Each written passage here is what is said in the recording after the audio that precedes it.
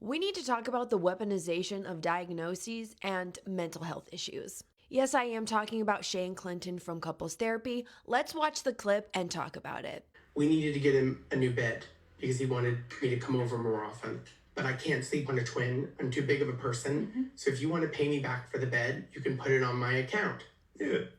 And in that moment, he took it upon himself to buy a 60-inch TV. I know she felt mad and So why not make some room for that? Because I'm not allowed to express myself. No.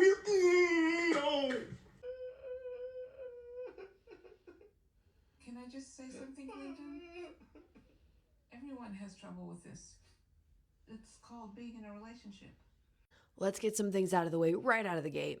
Number one, Clinton has now transitioned to Maeve, so I will be calling them Maeve out of respect. But I'm talking about who is referred to as Clinton on the series. Now, I am not here to make fun of any meltdown. The issue here is that Maeve took Shay's credit card and was supposedly buying a bed, but instead bought a TV and some other things. Maeve admits they know it was wrong, but when pressed, has this meltdown, saying, "We've already talked about this." You can have some type of diagnosis that things happen outside of your control, like a meltdown, while simultaneously doing bad things that are absolutely inside of your control. They knew they were wrong when they spent money that wasn't theirs. But when Shay's looking for accountability for that action, the meltdown derails that. One does not excuse the other. And the way that Shay feels unable to even bring up issues because of the way that Maeve is going to respond is not healthy and is not okay. Maeve also is cheating. Is cheating on Shay and is lying about it. Let's watch the clip. Did you have someone over your house Monday? You sent them a car and sent them home on Monday? No. You didn't, right? No, I You're didn't. positive? I'm positive. You're sure? Whatever, man. Whatever. Oh, why are you spying on me? There is no question that Maeve in that clip knows they are lying.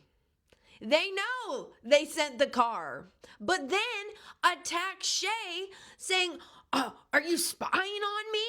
That is classic abusive behavior. It becomes about the reaction and not the action. So it's how Shay found out about the cheating, not the fact that Maeve was cheating. I really hate the ways we infantilize people on the spectrum. Maeve knows when they're lying.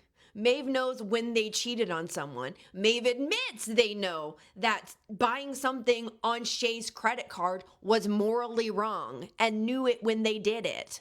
But it's almost like it's being masked as a part of what Maeve struggles with autism. Here's where I land with that. If your struggle ends up in abusive behavior towards your partner, repetitive abusive behavior, as in you taking actions you know are wrong, then either you need to correct that behavior or you cannot correct that behavior and therefore should not have access to that person. Like when I talked about the guy who stalked me for 2 years, he had an issue with retaining information. I was never given his actual diagnosis.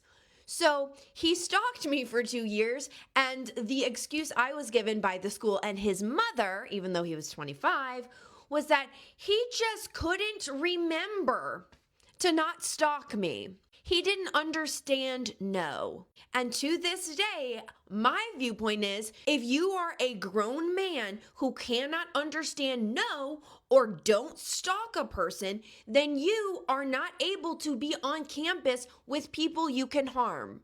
I was said people.